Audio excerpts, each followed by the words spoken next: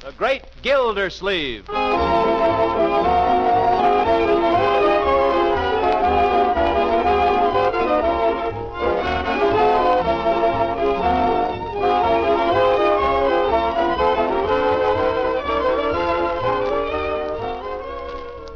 A special rebroadcast for all you soldiers, sailors, and Marines of the United Nations.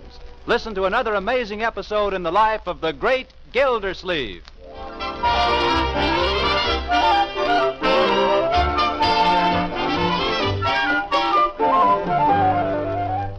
Now let's join our friend the Great Gildersleeve, who for once has had a happy evening. He's at the Summerfield Jolly Boys Club, surrounded by his good pals Judge Hooker, Floyd Munson the barber, Chief of Police Gates, and the friendly pharmacist, Mr. Peavy.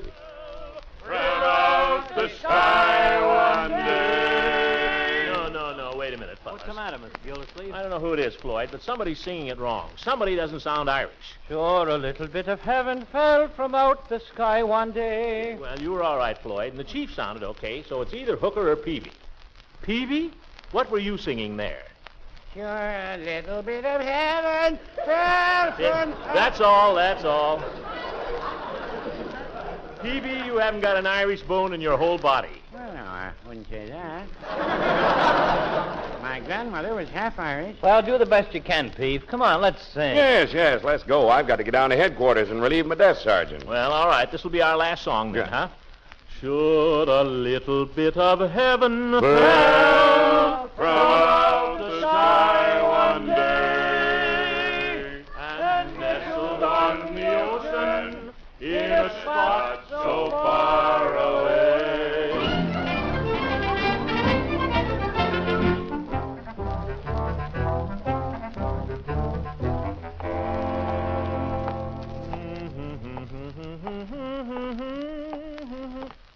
Hey, lights on all over my house. What the dick? Hope nobody's sick. Locked. Who's that out there? It's me, Bertie. Open the door, will you? Just a minute. For heaven's sake, she's got the chain latch on. Come in quick, Mr. Gildersleeve. Thank you, Bertie. Bertie, what are you doing with that poker? Oh, Unky, I'm so glad you're home. You ought to be in bed, Marjorie, up at this hour, every light in the house burning. Don't you know there's a war on? Worse than that, Mr. Gildersleeve. Burglars. Burglars? What makes you think so? Unky, don't talk so loud. What's the matter? Are they asleep? What is all this nonsense anyway? Mrs. Ransom called up just a few minutes ago. There's a prowler in her kitchen. Did she see him? Well, she heard him. She wanted you to come over and chase him away. Where is she? In bed. She said she had the telephone under the covers so the burglar couldn't hear her. Well, I guess I better go over there, huh? But why didn't she call the police? She did, but the line was busy. All right, I'll go see what this thing is all about. You go to bed. I'm afraid to go upstairs. You think the burglar's up there? He might be. He might have climbed in the window after I came down. I don't think you ought to go to Mrs. Ransom. Now, this is all your imagination, my dear. Psst. Mr. Gildersleeve. Huh? You hear something? No. Did you? I thought I heard something in the cellar. Bertie, you're growing up. I expect you to keep a cool head on your shoulders. Yes. And don't say psst again. It makes me nervous. Yes. Now, I'll go look in the cellar, and I'll look upstairs to make sure there's nobody around. And I'll go over and see about Mrs. Ransom. Yes, sir. You be careful, Mr. Gildersleeve. Don't worry about me. I'll just look down the cellar stairs. Dark down there. Go away, burglars. Well, nobody down there. Are you sure, Uncle Mort? I'm positive. I'll just lock the cellar door anyway so he can't come up here. Now, come on. We'll go upstairs and make sure that's all right. You go up. Then if it's all right, I'll come up. Now, don't be silly. Come on, Bertie. You come too. Yes, sir. But if you don't mind, I'll bring the poker along. There's absolutely nothing to be afraid of. In the first place, burglars don't come this early. They come later. About what time do they generally arrive, Mr. Gildersleeve? Well, I should say around 4. That's when people are sound asleep, so that's when it's safest for the burglars. I'll never be able to sleep at 4 o'clock again. Oh, yes, you will. Any burglars in here? I guess not. You can go to bed now, my dear. Would you mind looking in the closet, Unky? Closet? Well, it's not necessary, my dear. I'm certain there's nobody in the house. Uncle Mort, if you're sure, would you mind? Well, of course not. Nobody in there. Now go to bed, my dear. I'll just go and get my old service pistol, and I'll run over next door. Why don't you take your air raid helmet, Miss Gilsleeve? Yeah, good idea, Bertie. Good enough for bombs. Ought to be good enough for burglars. Not that I expect to find any over there, you understand. Get my old 45 here. Leroy doesn't know I keep it in here with my collars. Are you kidding? You showed it to every boy in the neighborhood. Marjorie, I thought I told you to go to bed. I will when you go out. Very well. Let me see. This thing loaded? Yes, sir. She's loaded. Well, I'm off to the wars. Mr. Gilsleeve, you be careful with that thing. Somebody might get shot. It won't be me, Bertie. Where's my air raid helmet? In the hall closet, Mr. Gilsleeve. It's got mothballs in it. Mothballs? Bertie, moths don't eat air raid helmets. No, sir, they eat overcoats. But I had to put the mothballs somewhere. You confound it. How can I catch any burglars? They'll smell me coming a mile away.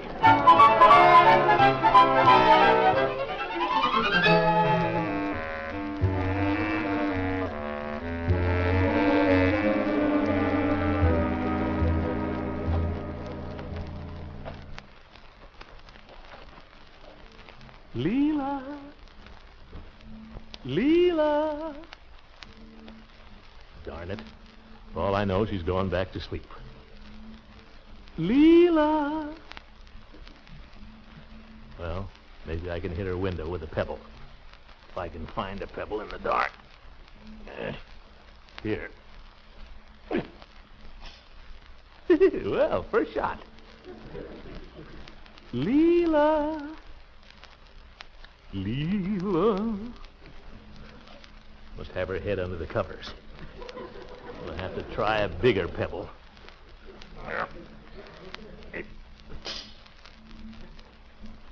Leila. Well, this one ought to do it.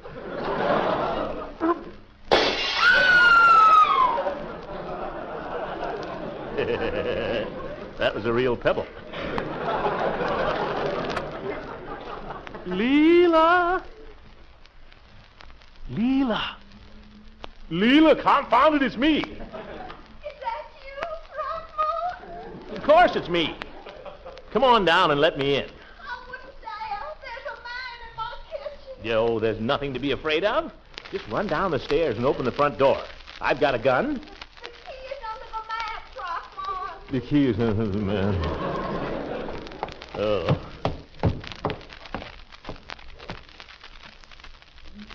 Well, anybody in there isn't making much noise. All right, burglar, here I come, a-rootin' and a-shootin'. By George, it's darker in here than it is outside.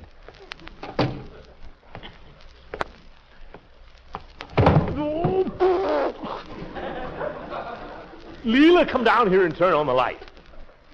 Leila! Are you sure it's all right, Throckmorton? Of course it's all right. Now, where's the light? I don't think you should turn on the light yet. Why not? The burglar might see us. There isn't any burglar? Have you looked in the kitchen? Well, no. That's where I heard the noise. What noise? I don't know exactly, but as soon as I heard it, I said to myself, burglar tools. Leila, you wouldn't know a burglar tool if you found a suitcase full of them. Now, what was the noise? Well, it's somewhere between a scratch and a scrape. And then, of course, I heard him walking around out there. Leila, it's just your imagination. There's nothing to be frightened about. Oh, my, but you're brave. Must be wonderful to be a man. There. Now, Throckmorton, this is no time for that.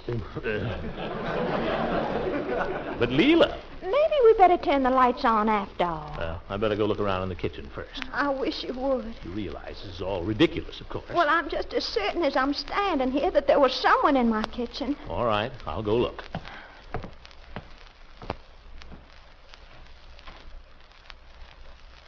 I don't hear anything. You? No. Let's go a little further. All right.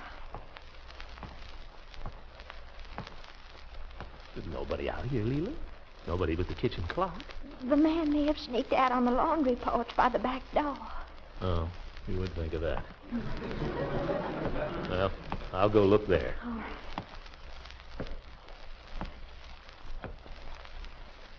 Well, just as I thought. Your imagination. When a woman... What's that? He's at the door. There's somebody there, Leila. Throckmorton, I'm going to die. Don't forget, I got a gun, Leila. If you shoot it, I know I'll die. Leila, it's me or him. His life or mine. Stand back, you crook. All right, you asked for it. As Gildersleeve shot his old friend Judge Hooker, will Leila Ransom faint from the excitement? And what about the burglar? Stay tuned to this station for latest developments. The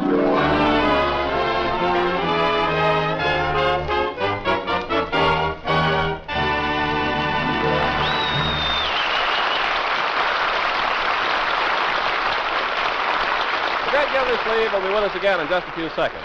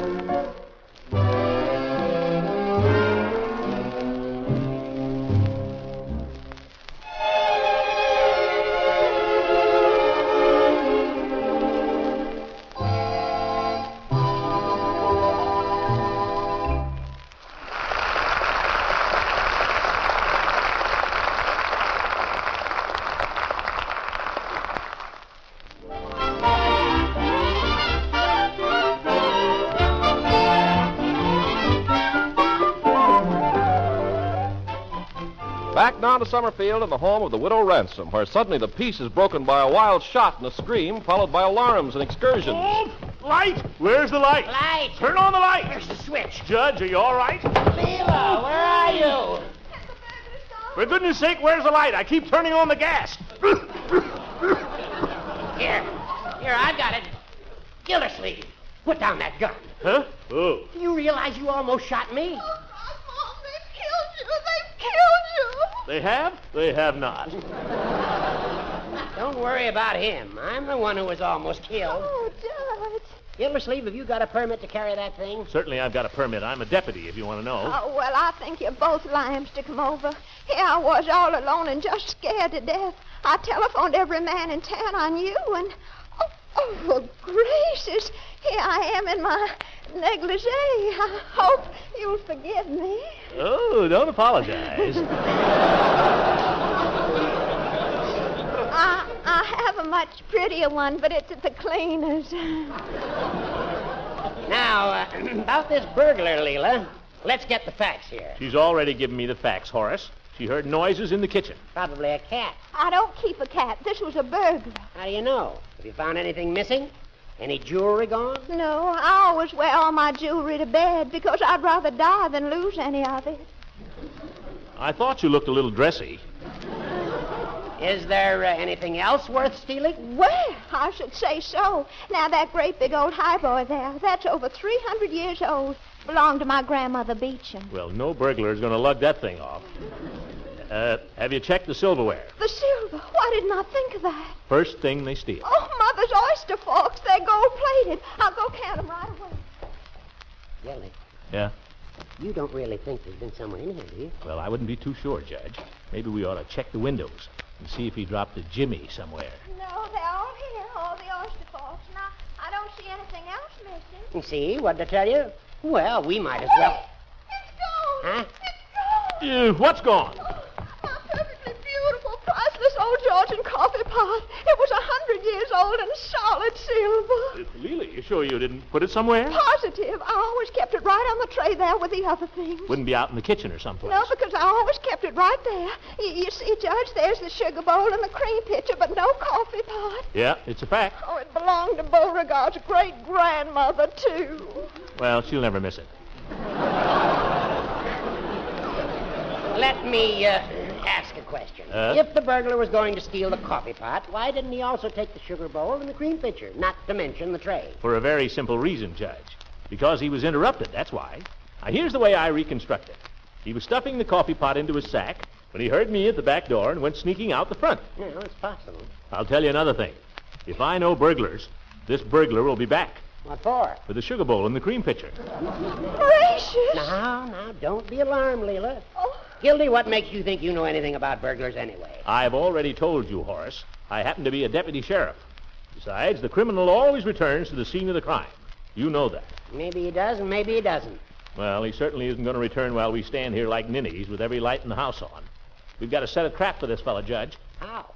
We'll use the rest of Leila's silverware for bait. What? Uh-huh. We'll pile everything in the middle of the dining room table where he can't miss it. That'll bring him back. You don't think that we ought to bundle them up in a tablecloth so that he can throw them over his shoulder? Very funny, very funny. I'm serious, Judge. You clean out the silverware drawer. Leila, hand me those silver candlesticks. But Throckmorton, those candlesticks belong to Never my... mind who they belong to. Let's have them. Must I give up my solid silver vegetable dishes with the gadroon edges, too? Well, I guess so, Leila. Everything goes in the kitty. Oh, but Throckmorton, suppose the burglar takes them. You got nothing to worry about, Leila. I'm here. We're both here. There. That's fine. Now, when the burglar creeps in the window with his lantern, the first thing you'll see will be the silverware. That'll throw him off his guard. Turn out the light, Horace. Turn out the light? Well, certainly. You don't expect him to come back as long as the lights are on. Well, I think if you gentlemen don't mind, I'll just run upstairs for a minute. Yeah, that's right, Leila. This is no place for a woman. Turn off the lights, Gildy? Douse 'em, Judge. Phew. Dark, isn't it? Dark as pitch. Where are you, Judge? Right over here. Don't get so far away. Judge, I'll tell you what. What? I didn't know you were standing there. What do you want? Well, when the burglar comes, Yeah? you jump on him and I'll run for the phone. Oh, no, you don't. We'll both jump on him and let Leila phone. Okay. Judge, Yeah? the bookcase in my den, On the third shelf behind the Harvard classics. Yeah? There's a brown envelope. It's got my insurance policies. You ought to have a safe deposit vault. I know. I wish I had. I wish I were in it.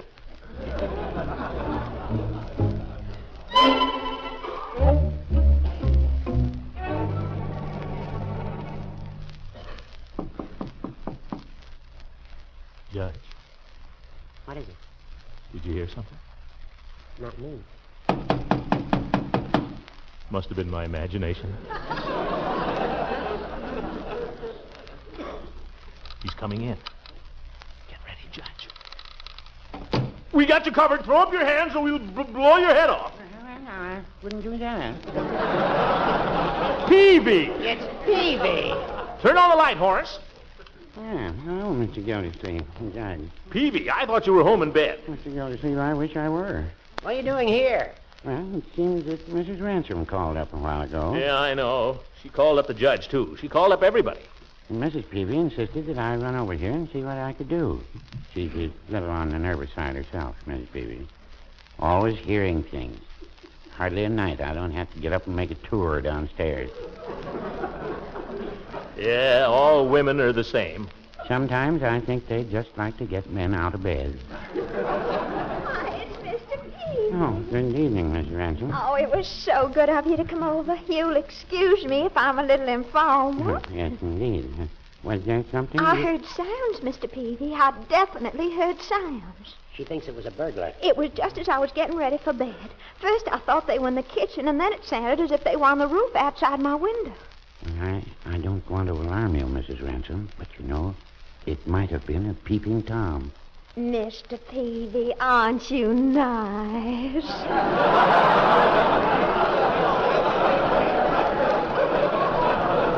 Well, whoever he was, we've scared him away, fellas. We might as well be getting home, I guess. Yeah. Oh, don't go, please. But, Leila, it's after 2 o'clock in the morning. Oh, please, Throckmorton, don't leave me all alone by myself in this big old house. I won't sleep a wink all night. What are we going to do? Well, if it wouldn't be asking too much, if you could spend the night down here on the sofa. You want me to stay down here alone with the burglar? Well, Oh, no, I'll do it if the other fellas stay, but that's all. well, how about it, Judge? Will you stay and help protect Throckmorton? I don't want any protection, and I get lonesome.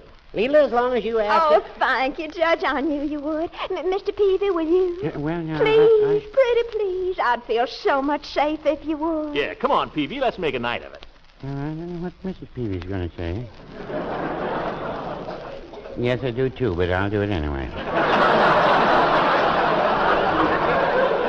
Good for you. Attaboy, Peavy. Well, after all, she sent me over here. Let her worry. Oh, I declare, I'm just so grateful to all you boys coming over here to watch out for me like this. Judge, you want to pull those 2 chairs together for Mr. Peavy to sleep on? Give us a hand here, Gildy. Horace, I guess you'll have to sleep on the love seat. Throckmorton gets the sofa for obvious reasons. Yes. I'll run upstairs and get the blankets. You know, I don't mind doing a lady a favor, but there's just one thing I'd like to know. Where is the chief of police? Burglars are supposed to be his problem. You know very well where the chief of police is, or where he was, at the Jolly Boys. Of course, there's no telling where he and Floyd went afterwards. I believe they were headed for Ireland. Just like anything else. Now, here's a blanket for each of you. Make yourselves comfortable, you hear? Throckmorton, you stretch out on the sofa there. That's right. Tuck me in, Leila. I want to be tucked in. Oh, Me too. I usually have somebody kiss me goodnight. now you behave, you hear? Old goat. I'm not going to tuck anybody in but Mr. Peavy. Oh, no. Come on, Mr. Peavy, lie down there. Really, Mrs. That's Ransom. it, under your chin. Now we'll just make you nice and comfy. Well, no, really, I don't usually get this kind of attention at home. There you are, snug as a bug in a rug. Well, good night, y'all, and I think you're darlings, every one of you. Sure you wouldn't like us to come up and tuck you in, Leila? Quite sure. Good night now, you hear? Nighty-night. Night, Leila. Oh, lovely woman. Happy to be of service to her at any time. Go to sleep. I'm turning out the light. Confounded chairs never meant to sleep on. all I do is slide apart. You think you're settled, and I slide apart. You know, darn good to slide apart.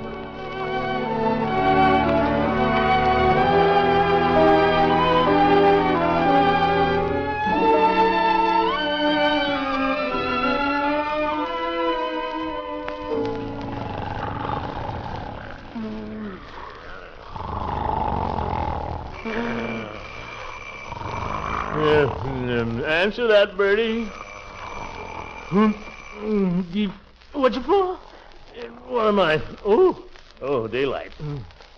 I smell coffee. Leila must be up. Mrs. Ransom? Yes? I'm Chief of Police Gage. Yeah, the chief. Wait till I give him a piece of my Well, mind. then, won't you? You're a little late, I'm afraid. Well, better late than never, I always say.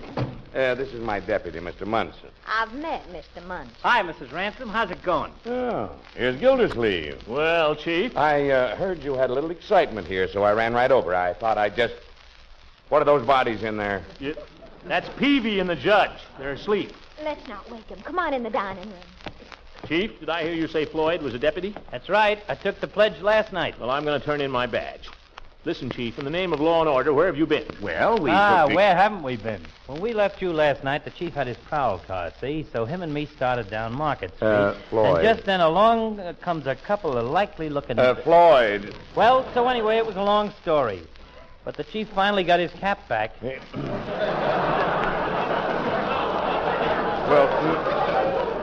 Say, something smells mighty good around here. I've just been making some coffee. I always have to have it first thing. Will you have some? Oh, no, thanks. I've got to get Oh, down come to... on, Chief. You ain't going nowhere. Well, I might just have a cup to set me up. Sit down. I'll go out and see if it's ready. Well, Commissioner, we've almost got a quorum here. What's the occasion of this little gathering? It might interest you to know, Chief, that this house was broken into last night. A lady's life was threatened and a priceless heirloom stolen. If it hadn't been for us, the whole place might have been looted. Now, wait a minute. Let's not get excited. Confound it, that's the trouble with you cops. Burglars running loose all over the neighborhood, and you tell us not to get excited. Throckmorton, pass me a cup for the chief, will you? Now, let me get this straight. Something was stolen, you say? Yeah, tell them about it, Leila. A perfectly priceless old coffee pot. Georgian it was, over 100 years old and solid silver. What did it look like? Well, it went with that set over there. I don't know how to describe it exactly. It was, sort of... Was it anything like the one you've got in your hand? The one I...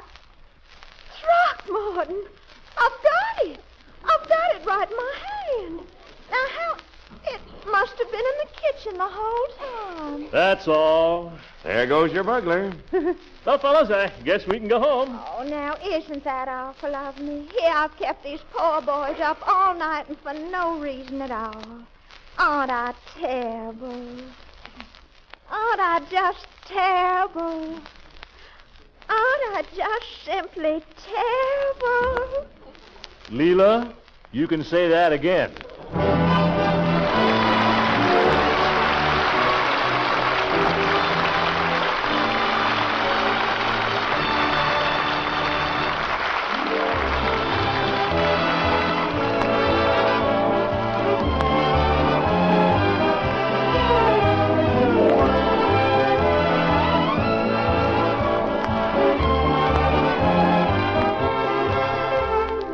Ladies and gentlemen, Walter Tetley, who plays Leroy, hasn't been with us for the past 2 weeks because he's been ill.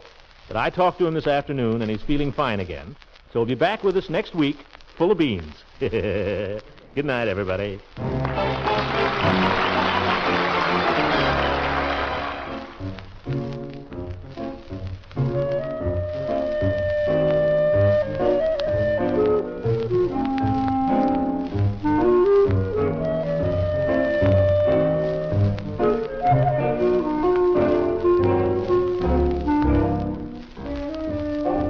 This is the Armed Forces Radio Service.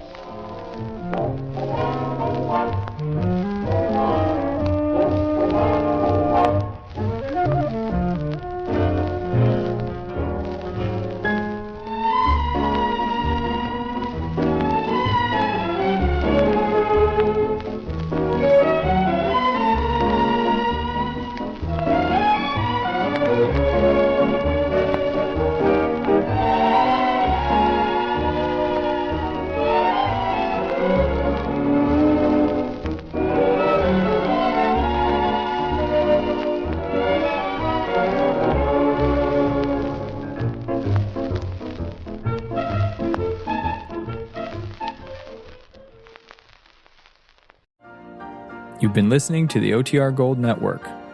Find more classic radio at otrgold.com.